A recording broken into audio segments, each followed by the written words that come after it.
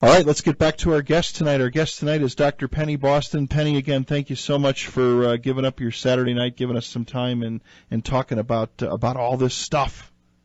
Happy to do it. It is so cool.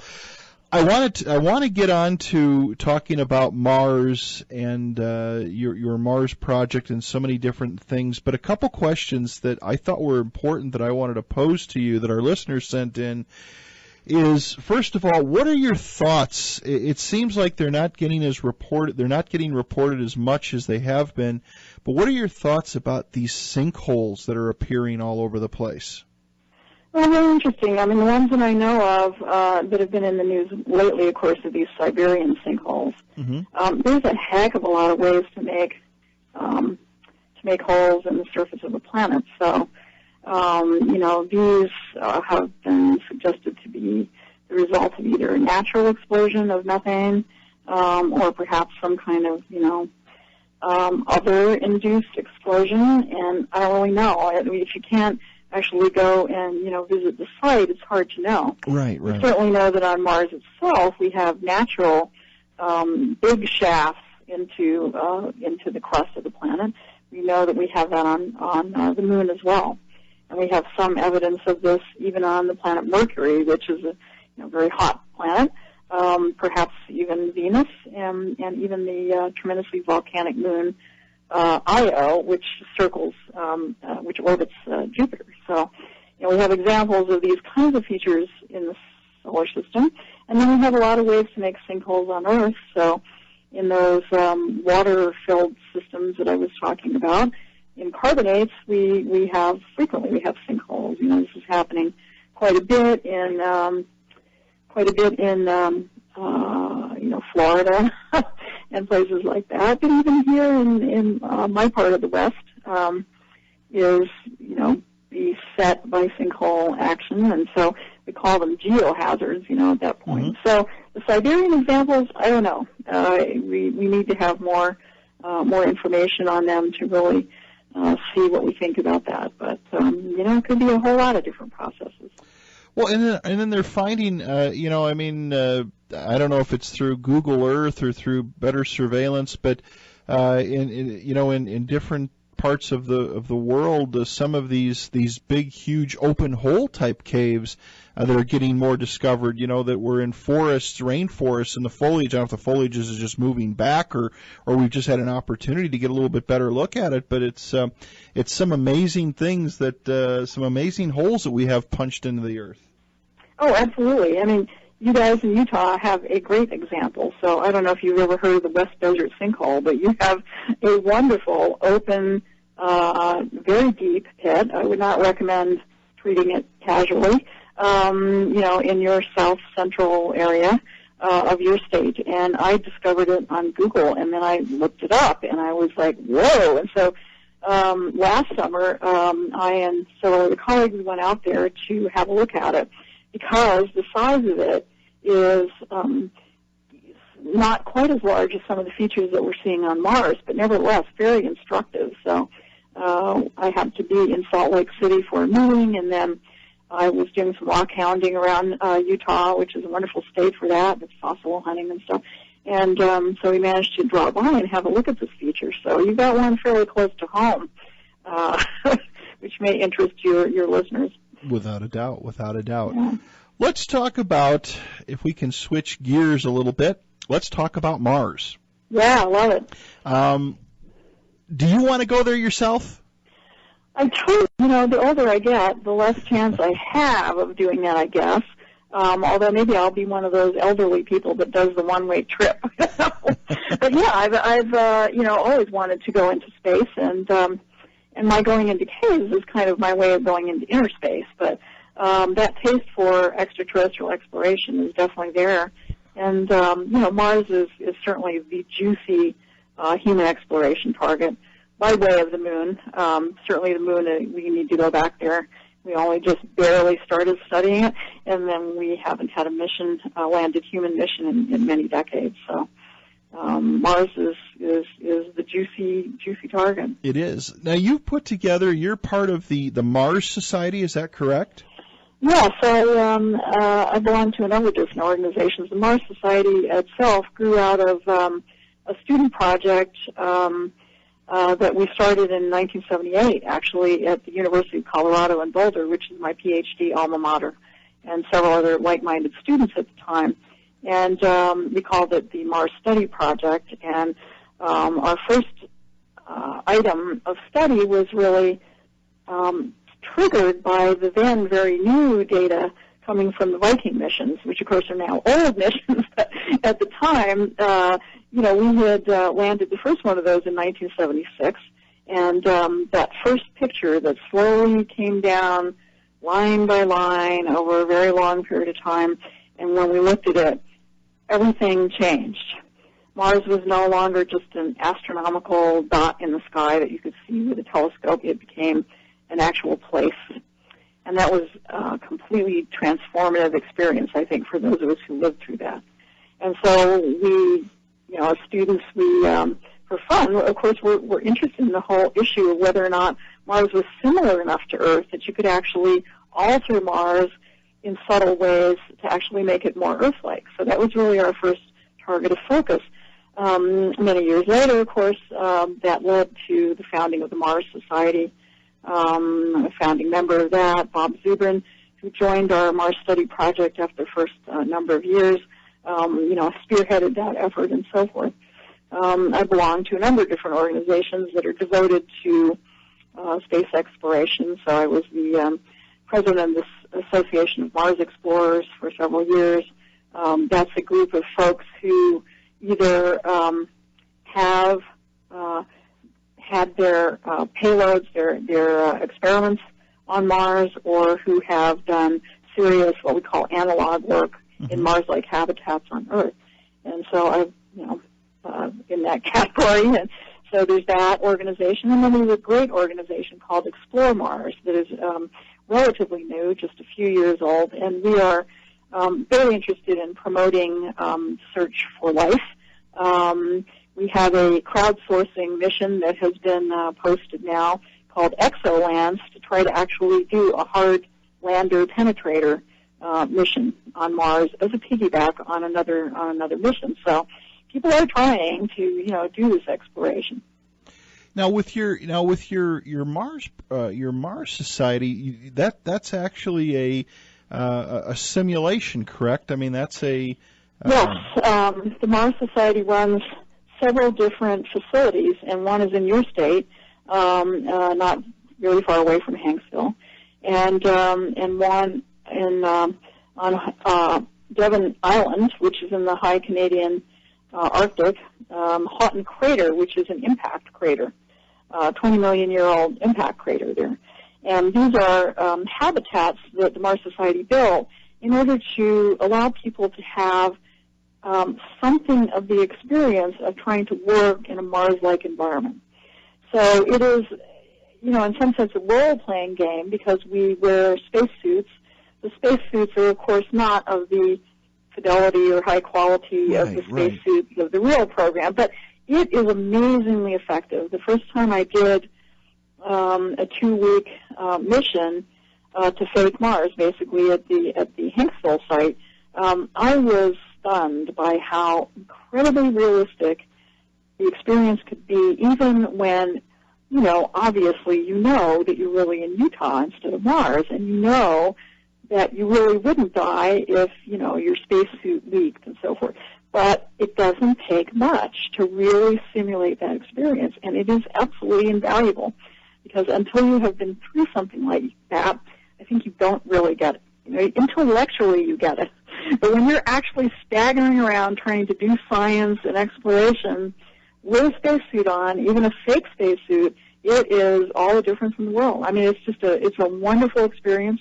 It shows you how difficult it is, and it really helps you think about, how to solve the engineering and operational problems that we will face as we go forward, and we try to really explore these kinds of environments on Mars.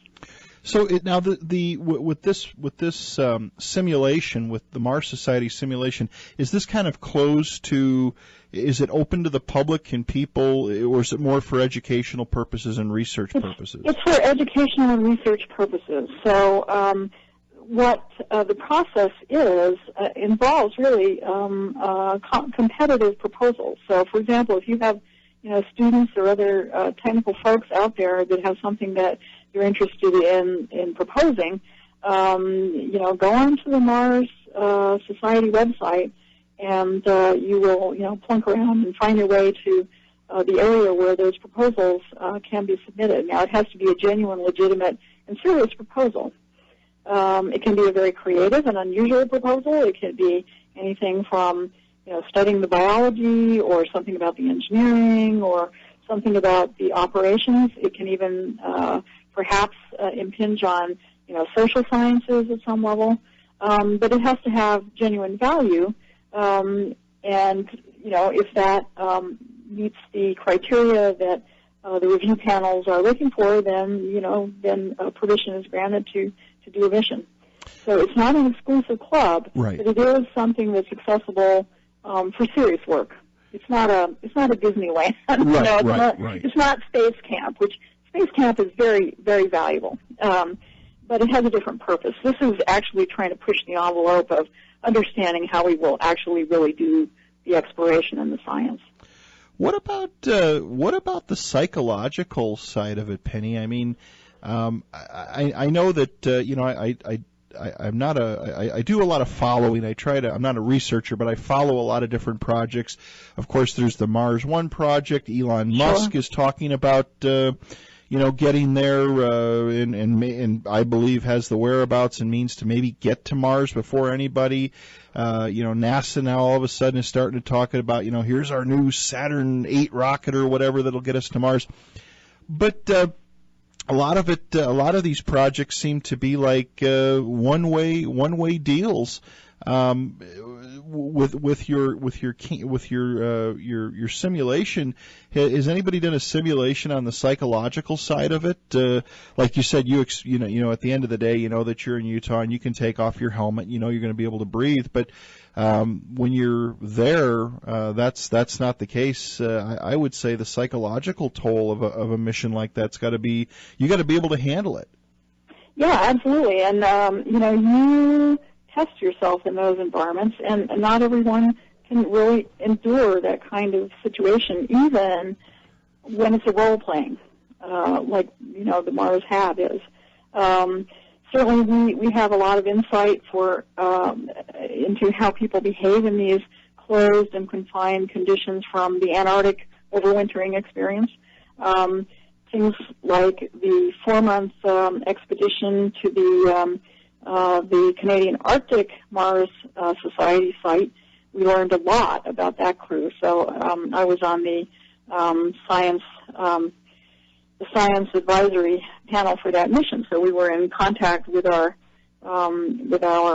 astronauts for the entire 4 months. It was very taxing. I have experienced it myself. It's something that really alters your perception. It alters your normal way of thinking. It alters the way you are, and it puts you up against aspects of your personality that you don't normally experience.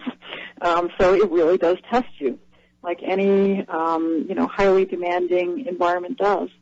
So I think that part of it is really very important for us to test. This simple-minded ideal of the sort of hero astronaut. It makes good fiction, but it doesn't make good operational selection. So really crews behave as entities at the crew level. So the properties of the individual people, is one level of interest, but really the real crux of the matter as to whether a mission is going to succeed or not is how the crew behaves as a whole. And we do not have a good grasp on how to put together crews. We have some, principles that social and psychological scientists have worked out, but it's certainly not a very well mapped out approach. So having people go through experiences where they can at least partially test their behavior in these extreme circumstances is really invaluable. It could tell someone that has aspirations to be on an exploration crew that maybe it's not for them, or maybe they function fabulously, and it's, it validates their feeling that that's what they want to do. So all of those kinds of experiences are really important. I suspect that when we start really selecting crews for human landed missions on Mars, that 3-month stint in Antarctica, right, probably should be de rigueur. Right. I would love to do a longer mission at the Mars Hab, but I'm a very busy professor and administrator and educator. At this point in my life, I don't have time to do more than about 2 weeks. So, but certainly I would love to push myself with a longer mission at some point. Maybe next time I take a sabbatical, I'll do something like that. Very interesting. Yeah. We've got a bunch of questions that came in for you about Mars. Let me go ahead and fire these off. First question is, it says, does Dr. Boston believe the face on Mars could be artificial, or is it just a rock formation? No, it's just a rock formation. I mean, there are a couple of components here. I certainly, I'm a lifelong science fiction reader. So if I ever thought that I was seeing something that was actually a construct on another planet, I'd be all over it. Right. But we as a species are uniquely tuned to anything that simulates a face. And it doesn't take much for a face to be simulated. So basically a couple of spots for eyes and a kind of a mouth-like thing and maybe a nose. And those kinds of geometric configurations are very common in rocks. So the Mars face appeared to be a face at the time that we had the original images from the Viking missions and so forth, and that was the data set that was actually used by the person whose name escapes me, who sort of tried to identify this as an artifact. But with the high-resolution images we now have, it's very clear that it's a big mesa with some lumps on it. It's a beautiful mesa. But it's not a face, and it's not a building, and it's not anything that appears to be a built structure. I'm still hoping for black monoliths on the dark side of the moon, but so far nothing. So we'll see. If I ever think I see something like that, I certainly won't be shy about pointing it out. Sure. But in this case, I'm afraid I don't really think that it is. Okay. Another question for you is, Dr. Boston, have you heard that glass tubes, has she heard that glass tubes radiated infrared at the Cydonia site? Cydonia.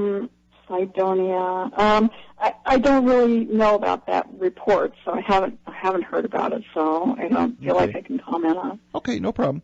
Yeah. Another question from our friend Red on the other side of the world, over in the UK, writes and says, what does Dr. Boston think about the claims of a former NASA scientist by the name of Richard Hoover that life on Mars has already been proven but is covered up? Well, I mean, I think Richard Hoover is out of his depth in terms of science. So one of the things that's really clear... I'm sorry, Hoagland, not Hoover, Richard Hoagland. Oh, Hoagland, yeah, right, Hoagland. Richard Hoagland is not a NASA scientist, first of all. And in fact, he's not actually a scientist in any way. But the idea that ordinary morphology, that is the shape of something, is somehow proof that something is there, really is not acceptable scientific practice. So, for example, when I am studying microorganisms, just looking at something that looks kind of like a microorganism in a scanning electron micrograph is hardly proof that it actually is such a thing.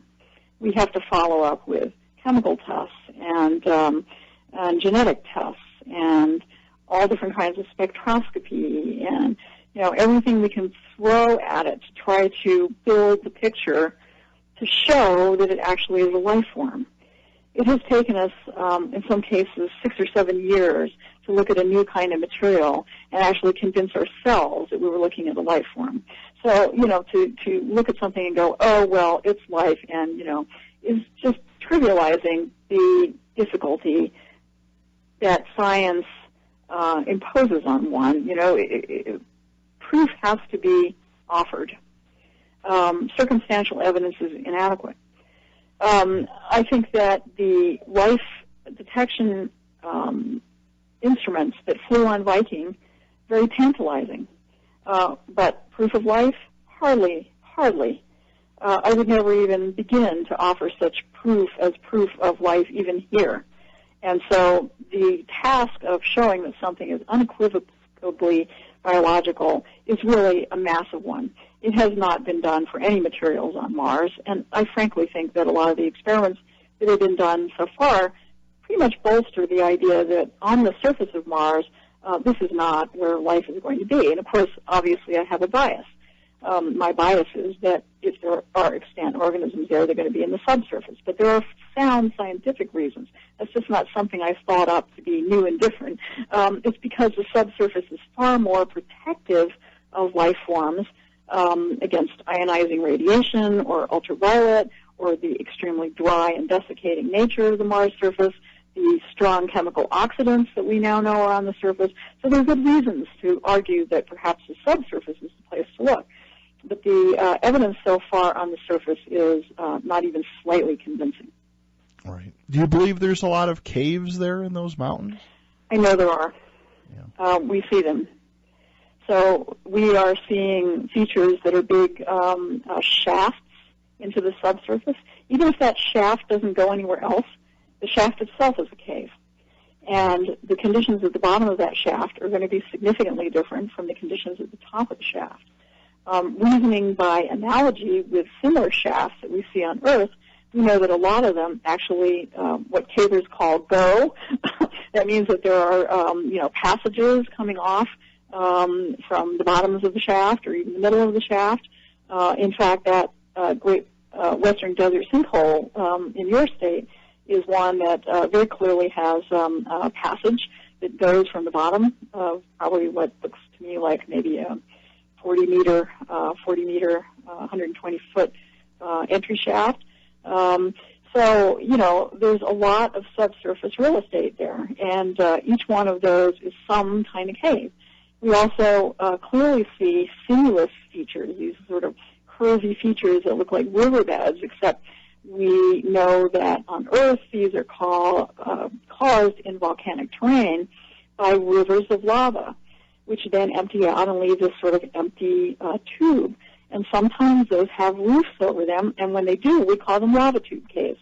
And so we see lava tube caves all over the surface of Mars. And we now see these kinds of pits on the Moon, and we see these kinds of sinuous rills. We've known even from the Apollo era that there were sinuous rills and what looked like collapsed portions of lava tubes on the Moon. So these features are numerous. I was just at a meeting last week at the Jet Propulsion Lab, which is one of the NASA facilities in Pasadena, California, and we were talking about extraterrestrial caves. And new data to me from some of the team that's working on the L-Cross lunar mission,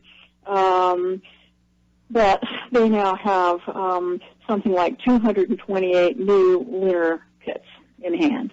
We know that probably the tally of these features that have already been identified on Mars is in excess of 300. So these are very cavey places. The causes for some of these caves may be just the way they're created here on Earth. The causes of some others of these caves may be geological processes that we don't completely understand. It might differ from the way caves are made here on Earth. And so that's a wonderful database that we now have in hand for really studying these features, for looking at them as potential mission targets for missions in the future. And, of course, one of my big passions is for ultimately using some of these structures as, the basis for future human habitats.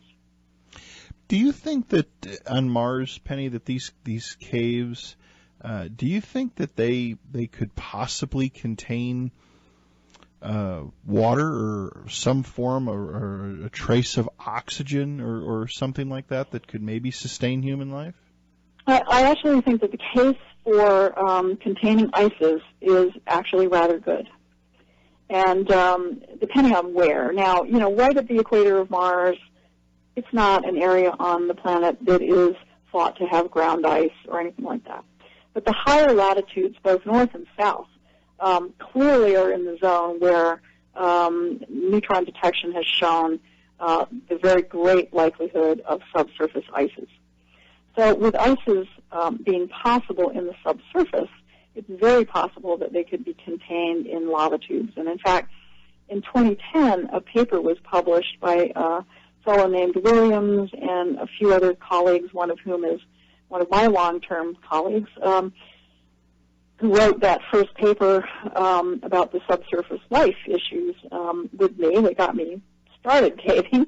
And so they did a theoretical treatment of whether or not you could have permanent ices in caves on Mars. And their conclusion was that you could sustain a meter of ice with no recharge of it at all from external sources refilling it, could last on the order of 35,000 years. And we know that Mars goes through these super seasonal cycles that last on the order of about 100,000 years. So you could have significant amounts of ice contained in closed or semi-closed lava tube or other cave features on Mars for significant numbers of tens of thousands of years, and perhaps long enough so that during the next great moisture, warmer, higher atmospheric period on Mars that you could actually get recharge of these ices. So there is a case to be potentially made. There is potentially a case to be made that there may be ices in subsurface features on the Moon. It's a little bit harder to do because the Moon has virtually no atmosphere at all, where Mars has about 1/100th the density of Earth's atmosphere.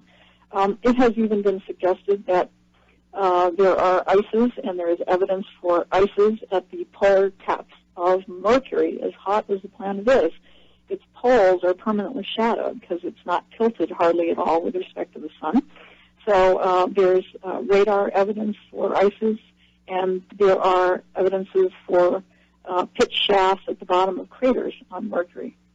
We have a mission, of course, that has been in orbit studying Mercury Messenger, for the last number of years, and we've learned a tremendous amount about that planet. So even there might be the potential for ices. And certainly in the Mars case, I think it's a really potentially high chance of that in certain circumstances. Do you think at one time, Penny, there was life on Mars, maybe even, human-type life at one time? I doubt that there was higher life on Mars. Several reasons. One is that the planet, while we think of it as sort of our sister world, but it is actually a lot smaller. And it has a number of features that are less conducive to the needs of higher life forms. So one of the things it lacks that we have here is a magnetic field. And you might say, well, who cares, But our magnetic field here on Earth protects us from a lot of the very high energy, biologically destructive ionizing radiation that comes both from our sun with, solar wind and then these solar storms that occur called coronal mass ejections from time to time. And then the galactic background cosmic radiation environment, which is, high energy particles flying around in space that come from all of our neighboring stars and so forth.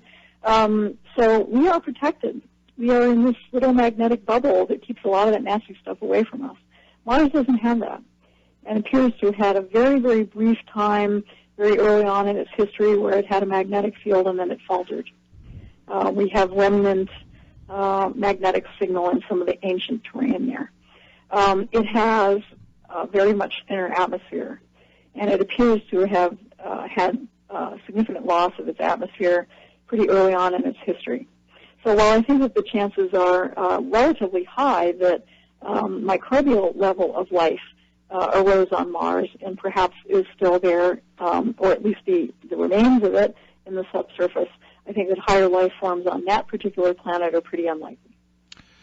Is there some oxygen there, Penny? Is there a little bit of an atmosphere? Well, there's an atmosphere. There are many ways to measure the density of Earth's atmosphere, but my favorite is in millibars. So 1 bar is 1,000 millibars, and if you stand on Earth at sea level, you are breathing about a density of about 1,000 millibars, or 1 bar of atmosphere. On Mars, the mean average density is 6 millibars, so that's less than 1/100th the density here. At topographic lows, like at the bottom of big canyons, like Valles Marineris, perhaps you can get about, 10, 12, 15 millibars, but you can see that it's a very thin atmosphere. That said, most of it is carbon dioxide. Interestingly enough, most of the atmosphere of Venus is also carbon dioxide, but on that planet, it has 80 times the density of Earth's atmosphere. So we have, here it's called the Goldilocks, or 3-bear problem. So Earth is, just right for our type of life with the atmosphere that we have. Venus is way, way, way too hot because it has way, way, way too much atmosphere, and Mars has way, way, way too little, and right now is quite cold on the surface. But both of those planets have a lot of CO2. Now, Mars does have a tiny trace of free oxygen. A lot of that is being broken down from water vapor. So Mars is very dry, but for the tiny density of atmosphere that it has, there's actually a lot of water vapor, relatively speaking, in that. And we know that the ices on the polar caps of Mars actually sublimate, or that is, it's like evaporation, except it goes directly from the solid ice to the vapor phase. We know that that happens seasonally for both hemispheres. When one hemisphere is in summer, it's losing its ice cap. That vapor goes into the atmosphere and gets deposited because at the same time it's winter in the other atmosphere, in the other hemisphere, and vice versa. So we know there's a net transport of vapor phase water that becomes ice on the poles. So really there's a lot of potential ice-producing mechanisms there. And so we know that that vapor is around. Well, when you ping that water molecule with very short wavelength ultraviolet, you can hydrolyze it or break it apart. And so there's always a small amount of free oxygen there. But compared to what we would need to breathe, for example, it's completely inadequate. So if and when humans go there, we will need to provide air for ourselves. We'll need to be living in closed habitats. And when we go outside, we'll need to be in self-contained personal spacesuits and things of that sort. Gotcha. You want to take another call? Absolutely. All right. Caller, good evening. Welcome to K-Talk. You're on with Dr. Boston. Yes, I have a question for her. The dust devils, so they've got moving camera footage of the dust devils on the surface of Mars, and it just does not look like it's a thin atmosphere. I wanted to get her comment on that, on the fact that it doesn't look like it's 1/100th the density of Earth's atmosphere. I really could not hear the question. Could you repeat that for me? Yeah, his question was about the dust devils that appear on Mars. Oh, yeah. And the fact that the atmosphere does not look like it's as thin as they're telling us. The dust devils are fascinating because they look so Earth-like. It's so fascinating. It's just like driving across our deserts here in the Southwest, where you see these features. They're localized heating, and it doesn't really take much density of atmosphere to sustain such a thing, because the particles that sort of blanket the surface of Mars are super, super tiny. So it's very easy for those to be suspended with localized heating and create those features. But they're really remarkable. Those animations that they have of a few sequences of still shots that have been shot of those really almost want to make me burst into tears because it looks so planet-like. It looks like I could just step into that frame and be there. That answer your question? Yeah. Is my phone getting through at all? She said she was having trouble. It's just a little bit muffled. That's all. But you can translate for me. Sure. But I have never seen a dust devil out in the West Desert when it's cold. And I'm just trying to get a comment as if there's a possibility that maybe it's warmer, maybe the atmosphere on Mars is thicker than they're telling us. And I'll listen to the response off there. Okay, thank you. I did catch part of that. So we haven't seen it when it's cold here for probably several reasons. One is that the processes of heating are actually quite extreme on the surface of Mars. So you get significant potential for direct heating by radiation in full sunlight in the equatorial regions or the low latitudes that can actually raise the local temperature actually well above the freezing point. It depends on the season. So the temperatures on Mars overall are extremely frigid, but in the low latitudes at certain times of the year you can actually get temperatures above freezing. And some aspects of heating that goes into the production of dust devils has to do with the differential heating of the column of material that is actually being fed by that with respect to the rest of the environment, if that makes sense. The other aspect that I think plays into this is the physics of static electricity. So these particles are in the size range where they build up a huge charge. And so that static electricity force, I suspect, plays a much greater role in the sustenance of Mars dust devils than it does here on Earth. It'd be interesting to talk to a dust physicist, and there are people who are dust specialists that work on things like the Martian case and get their explanation. And I suspect that actually does exist in the scientific literature. But that would be my sort of off the top of my head thinking about that. As for the atmosphere being denser than this mean atmosphere of 6 millibars, yes, absolutely. There are places where it's definitely denser. And there has been speculation that at the deepest points, which, for example, would be the giant canyon, Valles Marineris, which is, many times the size of the Grand Canyon, for example. This huge gash across the planet Mars is quite deep. It has been speculated that, at least during certain times of the year, the pressure reading at the bottom of that, which we've never been able to do directly, might get above what's known as the triple point for water. The triple point for water is the point at which, above that pressure and temperature point, you could actually have liquid water existing on the surface. At 6 millibars, you can't. You either have ice or you have vapor. So the history of water on Mars is fascinating. It's pretty clear that there are giant features that have been created by running water at some point in the past. And so, the state in which the hydrology of that planet now finds itself may not be the state that it's always in, and that might change over 100,000-year timescales. Certainly, it's been a water planet in the past.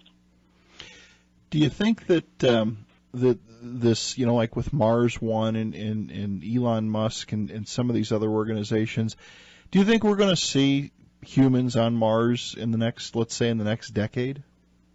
I have been trying to get to Mars for my entire adult lifetime, and the thinking has always been that it was going to be 20 years in the future. So it was 20 years in the future 30 years ago, and it was 20 years in the future last week.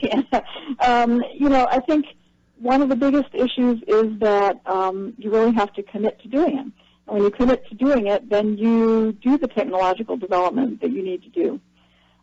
Could we do it in the next decade? I think that would be pushing it.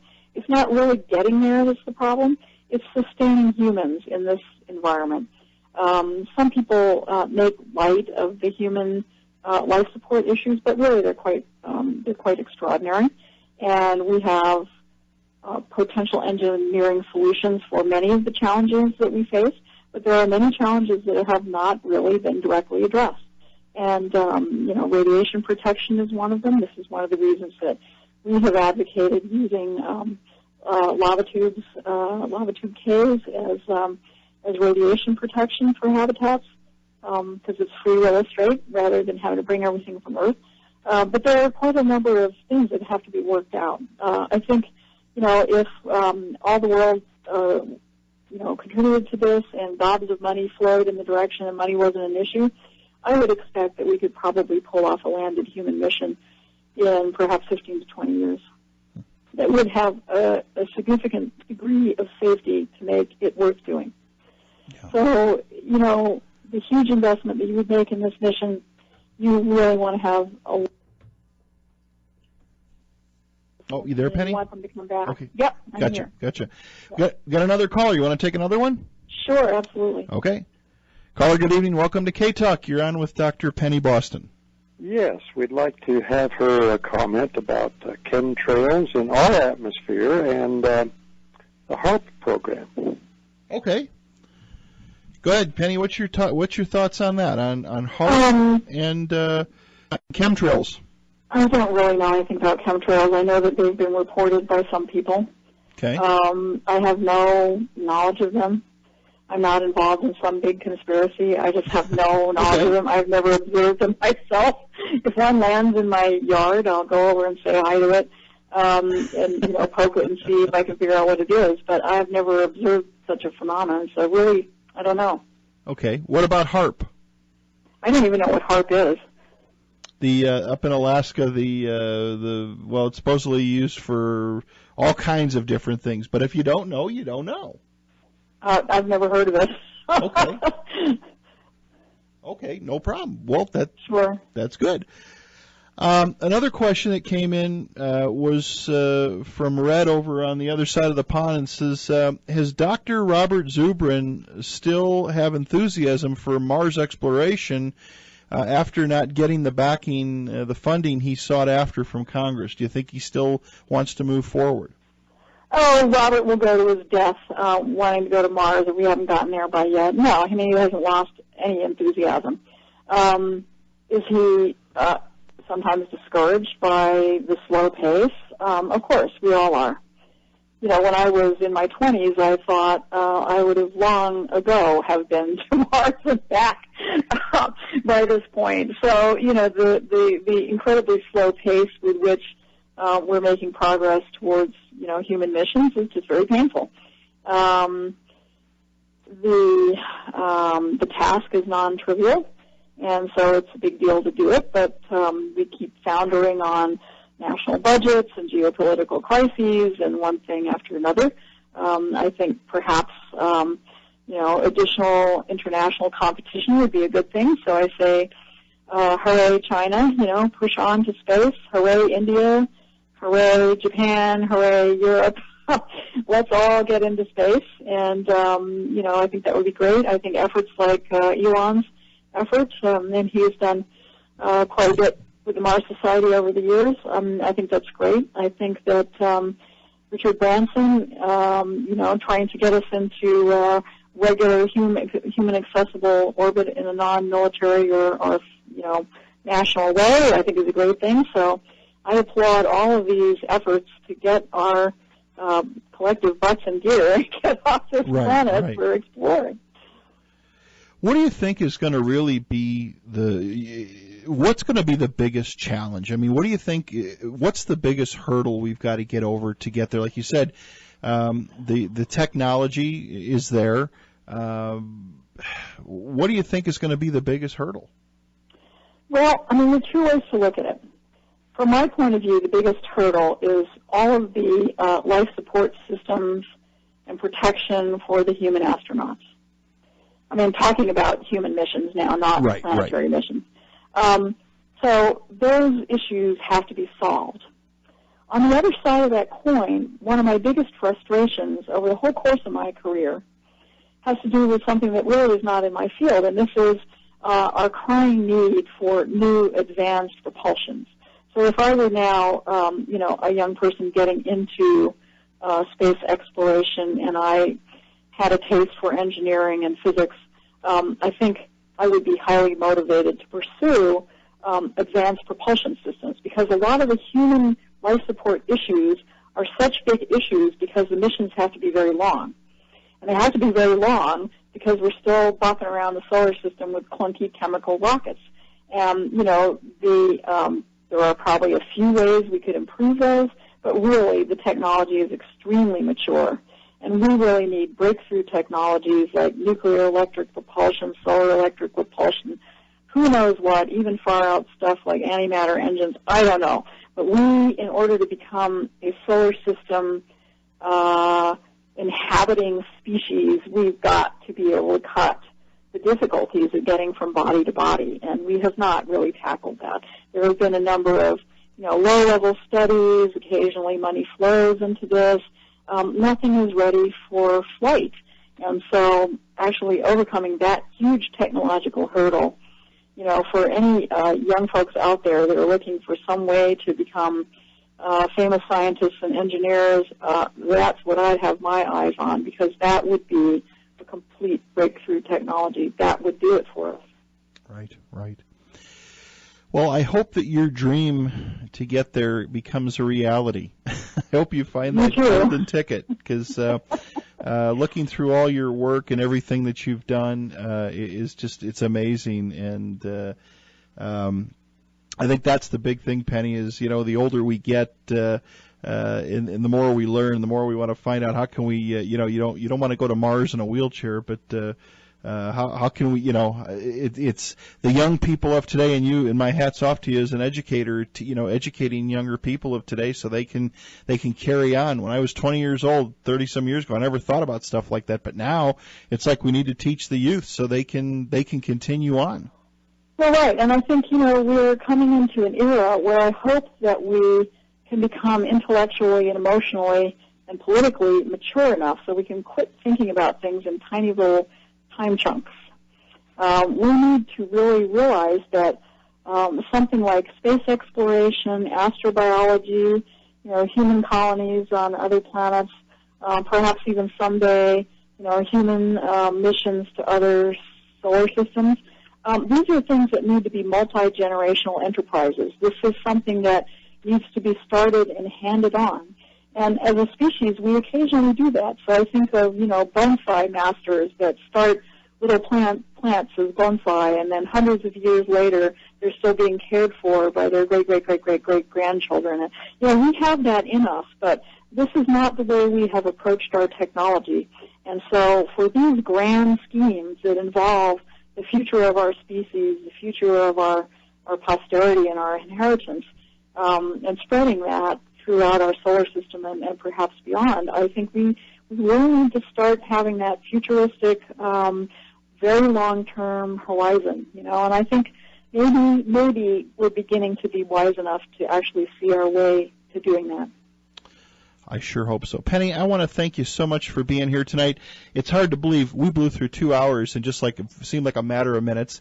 I want to thank you for all the giving up your Saturday night, and I hope we can get you back again maybe later down the road a little bit and talk more about this, because it's just a fascinating subject. Absolutely. There are new things happening. We live in an era where we are blessed with the Internet, and we are blessed with wonderful science, engineering, math, going on all over the place. You can just see it on a daily basis on a whole lot of wonderful science blogs and magazines and television and radio programs. And so it's an exciting time to be alive, and I'd be delighted to come back and chat with you again. Okay, well, thank you again for the time, and have a great weekend, what's left of it, and keep on trucking forward, and we'll continue to watch your progress.